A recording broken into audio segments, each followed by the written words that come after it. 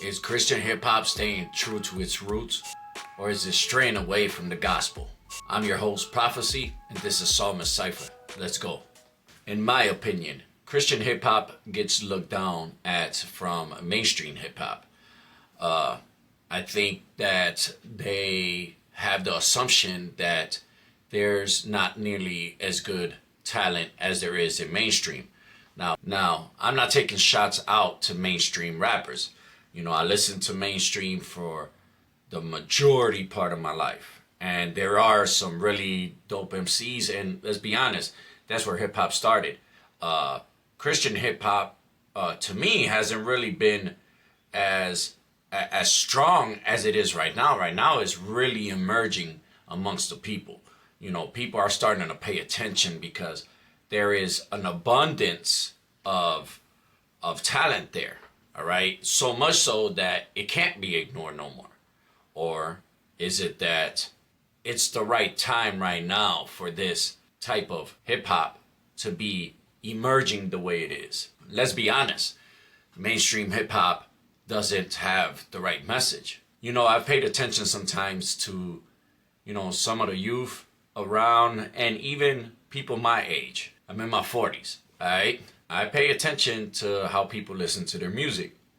And a lot of times people don't even know exactly the words that they're taking in.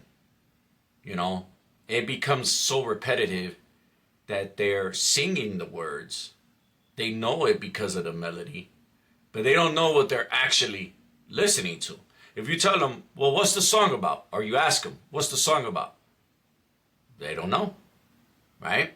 I really would like to argue the fact that if I put on a Christian hip hop song and it's got a dope beat, really catchy hook, really dope bars, somebody will listen to it without telling them that it's a Christian hip hop song.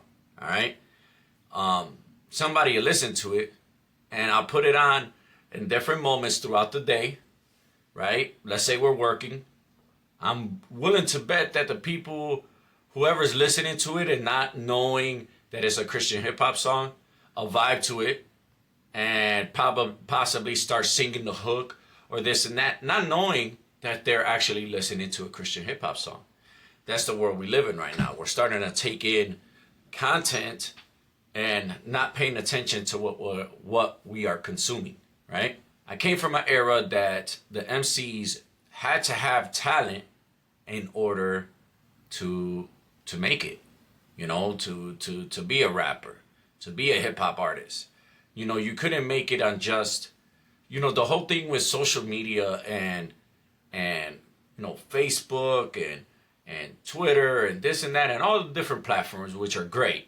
I'm not taking shots at that either, but that didn't exist. So you had to have talent and had to get noticed by somebody who, you know, who had connections or worked at a label, or you had to keep knocking at the door till they let you in. I don't know. I've never been through that, but you had to have talent. Now it seems like as long as you have a following, you can make it, right? And the reason, in my opinion, that Christian hip hop artists are starting to emerge so much with so much talent, and I think the reason for that is mainstream hip hop. You know, it's the level of talent to get into the door isn't as high, right? Because you have a following, you're talking the wrong message, which is like sex sales, right? The sex sales, right? And drugs, money, the good hook, the flashy things on the video or on the Instagram page or on whatever, right? It's the whole look. It's a whole show, right? Christian hip hop artists, we don't do that, right? They don't do that. So in order for them to even have a competitive chance to make it on radio or be listened to by, because let's get this straight, right? The Christian hip hop community is not trying to keep the Christian hip hop music within Christians. The reason behind the music is to try to reach people. Now, of course, Christians are going to listen to it a lot more, right? Because we're paying attention to the music, whether it's Christian hip hop or gospel music or R&B, whatever it is. We're looking for the music, so we get a chance to listen to it more often. But we're trying to reach everybody, just like you preaching the message, or a Christian approaching somebody on the street to preach their message. That's where the Christian hip hop music is trying to go. Their level of talent has to be so much higher, like they're depending on, okay, I'm gonna be really sick with these bars. I'm gonna really put my all into it. I'm really gonna be thinking about this, so like that they can have that fighting chance to grip somebody, right? This is not about a catchy hook. This is not that I'm gonna go ahead and pull you into the song because I have a trendy saying, or I'm talking about, sex in a different way, or this or that. I'm gonna preach the gospel to you in this hip hop song, but I'm gonna make these bars so sick that you cannot refuse it. That's Christian hip hop.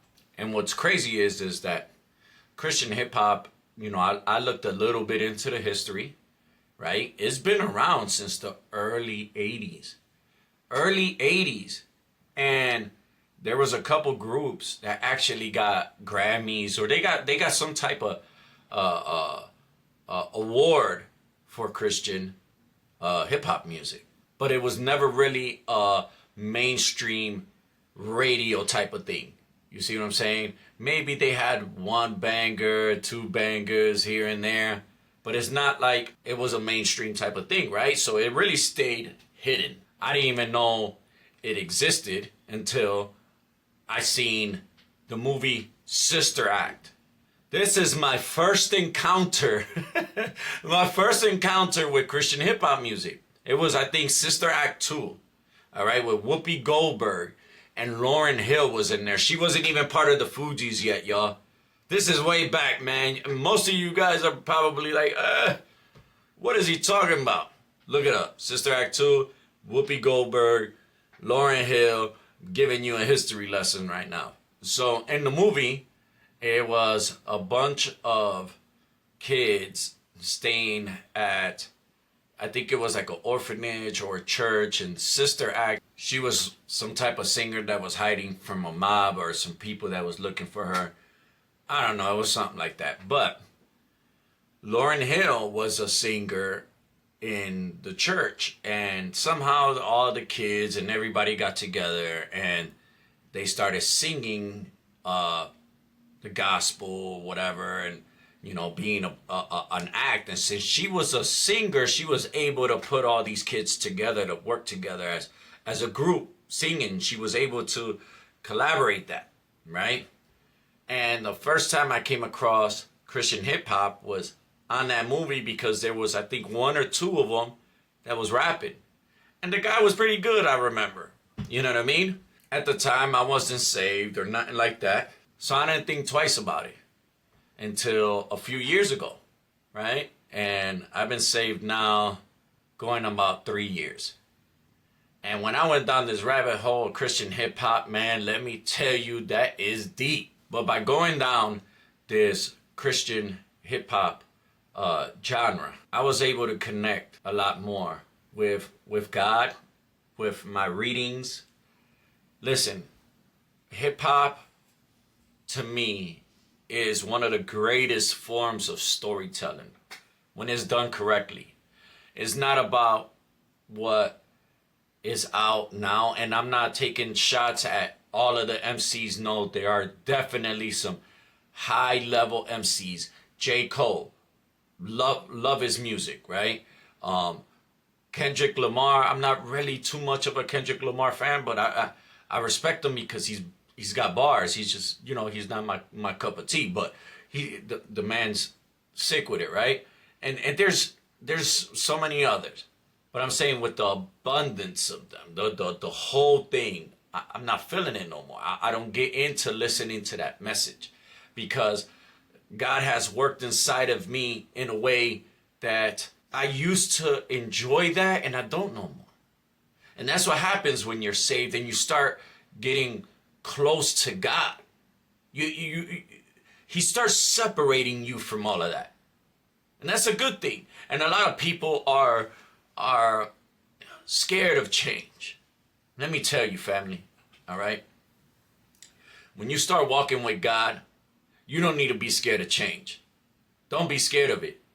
As a matter of fact, you don't even do the change. You just make the choice. You make the choice that I am going to step out in faith and see what God has for me. And you pray to him. And God is the one that makes the change, not you. You just made the choice to let him in. All right? And Christian hip-hop music does that so well. Because you listen, most of these Christian hip-hop artists have come from messed up backgrounds, man. They've been in the street. As a matter of fact, their stories are that they used to be a secular rap artist. A lot of them, you know. And, you know, they gotten them skills from maybe the rapping with other rappers on the street or going to the studio and getting high and drinking and all of that. I remember trying to do that myself. You know, I write poetry now. And I write, Christian poetry. But everything I do now is for the Lord. So that's exactly what they do. But man, if hip hop is one of the best forms of storytelling, think how rich the stories and the bars are behind Christian hip hop. Just wrap your mind around it. If you haven't listened to Christian hip hop, this is going to the person on the other end of this video. I'm asking you, dig down this hole. All right? I'm going to put some in the show notes. I'm going to put a Spotify list down there for you. But from that Spotify list, I want you to take them artists and put them in whatever music player you use, whether it's Spotify or Apple or however you get your music. And let it give you the recommendations. And start digging around the same way you would do a Bible, right? This verse takes you to that verse takes you to this verse, right? And I want you to really dig down that hole and start listening to some of this, all right? As a hip-hop head, as a hip-hop music lover, right, that I've been listening to hip-hop music my whole entire life, I promise you won't be disappointed. As a matter of fact, I promise you that you most likely will not listen to rap in any other form after this. I don't listen to nothing else. Everything I listen to is Christian music, and you should. If you're a Christian, what we take in is part of dying to our flesh. All right?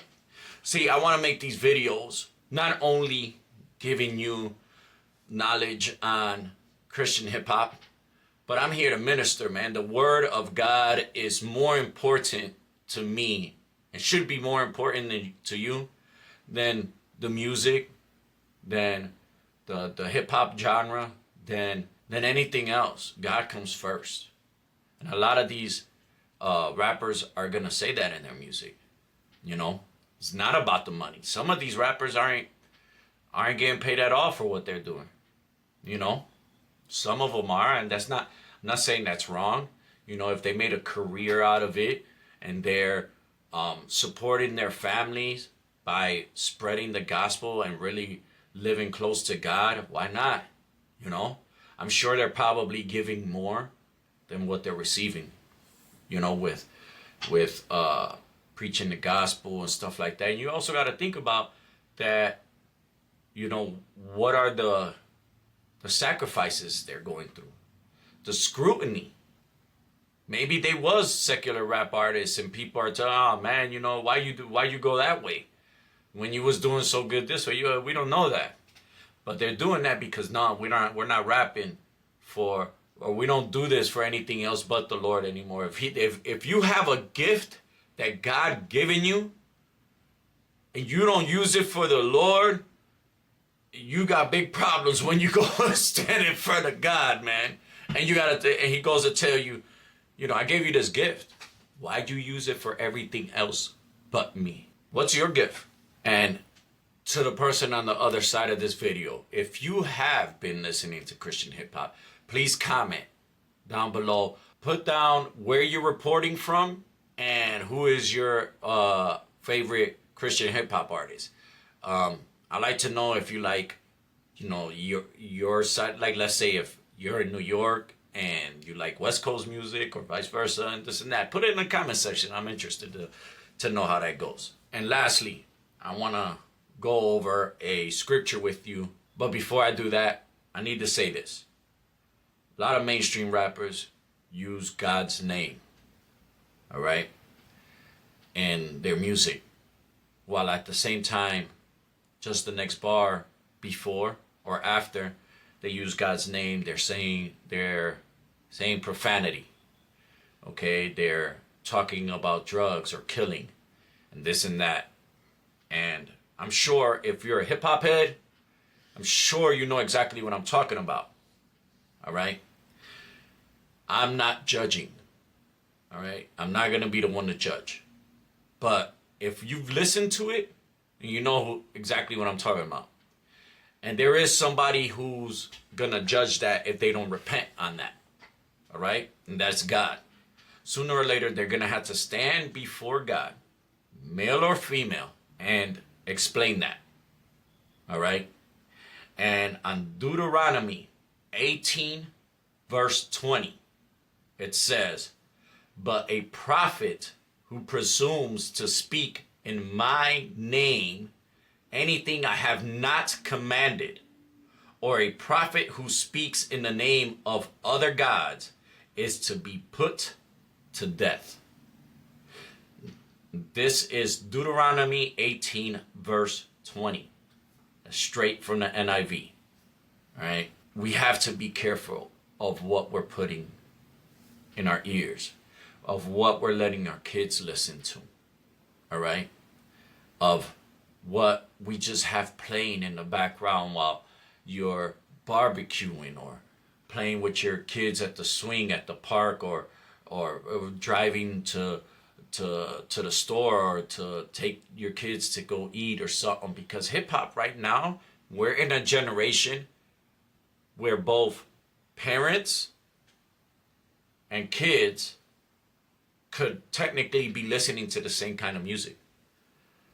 You understand that, right?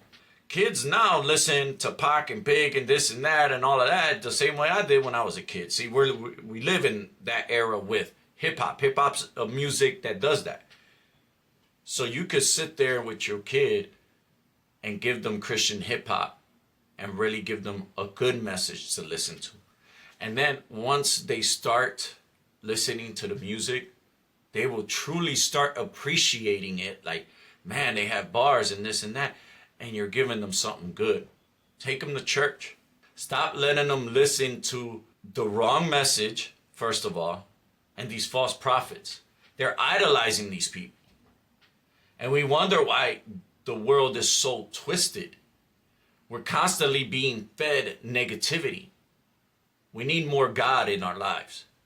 And you're not going to be able to change everybody's perspective on listening to Christian hip hop and things like that. Or, you know, who knows who you'll be able to influence. But the thing is you're not supposed to do the change. You're supposed to plant the seed.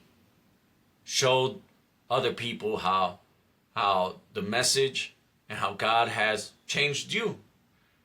And you don't force that on nobody. You just show how joyful and how good God's been to you, and you're planting the seed that way and let him make the changes. Get me, fam? If you enjoyed this content, I would appreciate it if you like, follow, subscribe, all those things, all right? Leave a comment on the comment section below if you enjoyed the playlist and watch one of these videos here. I'll catch you on the next one. Peace.